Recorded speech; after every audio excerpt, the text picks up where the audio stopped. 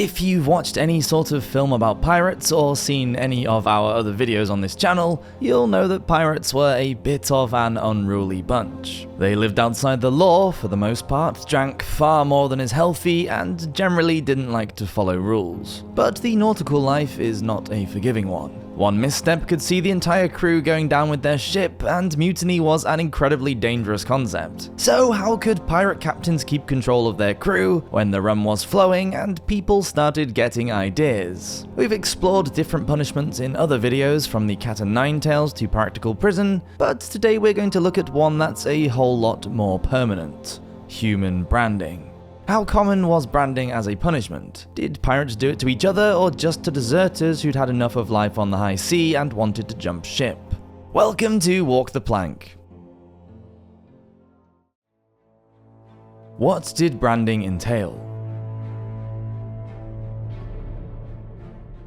Branding is an age-old method of leaving an indelible mark on somebody's skin. Using a very hot or very cold branding iron, you can sear a symbol or word into someone's skin that then will stay there for the rest of their life. The pain of the red-hot iron being stamped into your flesh will fade in time, but unlike some of the other punishments enacted at the time, branding carried with it a psychological weight. Once the iron touched your skin, the mark was there forever. As a result, you could be shunned by society at first glance and left isolated and unable to get gainful employment. It's not a decision to be made lightly, but was it more common during the golden age of piracy? There is some confusion about how often branding was inflicted as a punishment and who it was normally used on. Branding is not a light slap on the wrist kind of punishment. It's an excruciatingly painful punishment, as well as serving a humiliating reminder of either your crime or your circumstances. Slave owners would sometimes brand their slaves to show ownership, or perhaps to punish them if they tried to escape.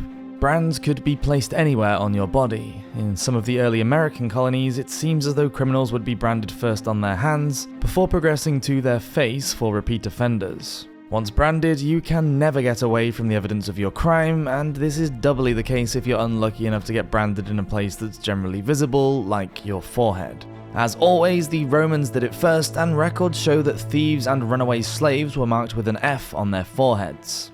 In comparison, colonial settlements in the 17th and 18th centuries use a more sophisticated system of branding people according to their sin.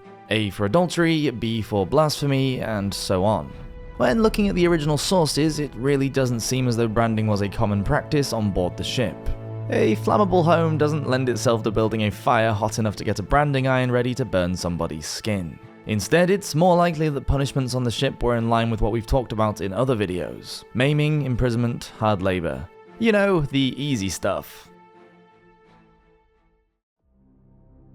The risks involved. Branding was a fearsome punishment, as we've just established. By permanently burning a symbol, letter, or word into someone's skin, you're leaving them with a shameful reminder of their crimes. But it's not only a humiliating punishment, it's dangerous in more ways than one. We don't have evidence that branding was regularly practiced on board pirate ships, but if it were commonly carried out, it must have been done very cautiously. Ships in the golden age of piracy are often referred to as a wooden world, as every single aspect of life happened on board the pirate ships, in confined spaces made of timber. This led to a somewhat fragile existence. Death was kept at bay by a few inches of wood and caulking, but everything that stopped pirates from plunging to a watery grave was intensely flammable. Living in the equivalent of a bunch of kindling might well have led most pirate captains to avoid using branding as a punishment, since they may not have wanted to risk setting the ship on fire just to punish a crew member. In fact, even cooking was carefully controlled and happened in a special brick-lined room to protect the ship's timbers from going up in flame. Aftercare was also a serious concern. Medicine in the pirate era was not an advanced science, with amputations being a common way to deal with things as simple as a broken arm. Branding means applying a red-hot iron to the skin, excruciatingly painful as the branding iron strikes nerve endings and then dulls as the nerves are burned away. However, branding can take a very long time to heal and is equivalent to a second-degree burn. Modern advice for a burn that severe is to keep it dry and clean. Not something that would have been easy to do on a dirty, damp pirate ship. In comparison, pirate surgeons were advised to bleed patients with burns, or perhaps use emetics or enemas to purge a poorly pirate. If not properly cared for, burns can lead to infections and possibly even death.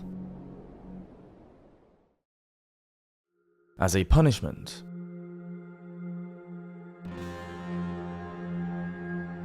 So why do we have this idea that pirates often sported a big letter P on their person? It seems as though this was a punishment that pirates might be sentenced to, although how frequently this happened is still a matter for debate. That being said, we know that pirates were treated with leniency and kindness when they were captured. During the golden age of piracy, pirates cost governments a lot of money in lost goods and in defending their trade routes. And so legal bodies often enacted the full force of the law in an attempt to deter other people from taking up a life of crime. When brought to justice, many pirates faced brutal punishments such as enslavement, backbreaking manual labour, or even execution. When piracy and buccaneering was at its height, a British company called the East India Company was tasked with pursuing and putting pirates on trial from around 1683. Because the Indian Ocean was rife with pirates at this time, the East India Company reportedly branded captured pirates with the letter P on their forehead. With very little evidence to back this up, we don't know whether this was a punishment enacted on convicted pirates or prisoners who were suspected of piracy, but there was no proof that they had been involved.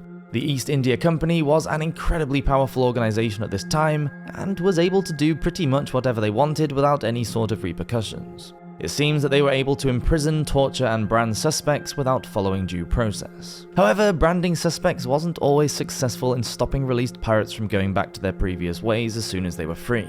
Reportedly, some pirates would simply cut away the branded skin and get back to buccaneering. How prevalent was branding?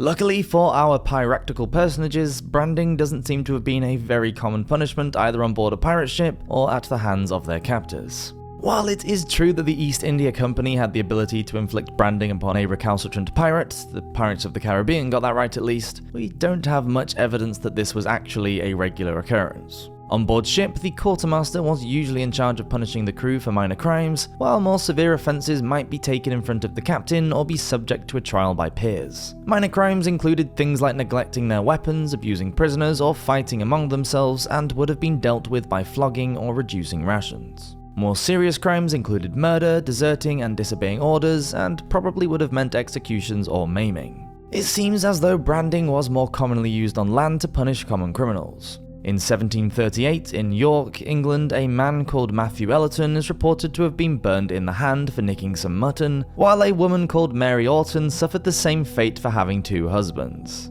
The list of offenders goes on to detail the crimes that led to this punishment, which range from burgling a malt house to bigamy. Despite the wide use adoption of branding to deter criminals from reoffending, it couldn't last forever. Branding was abolished in the UK by the early 19th century, although the practice of branding runaways and slaves continued until at least 1864 in the US, when deserters from the Union Army were branded with the letter D to show their shame. Over time, branding began to fall out of favour as judges started to see that it was either ineffective and wouldn't stop someone from offending again, or that it was far too harsh a sentence for people who might have made a mistake and ended up scarred for life. In any case, branding only seems to have been a common punishment for deserters in the Navy at the time, and pirates were not often branded. Burning, not branding. While there isn't much evidence that pirate captains used to brand either their crews or their prisoners, that doesn't mean that fire wasn't used to get information or torture people. Getting burned is rather painful and could well have been used to loosen prisoners' tongues and get them to spill the beans on where they'd hidden their treasure, or anything else a pirate needed to know. One captain, Henry Morgan, is reported to have used fire more than once to get prisoners to tell him where they'd hidden their treasure.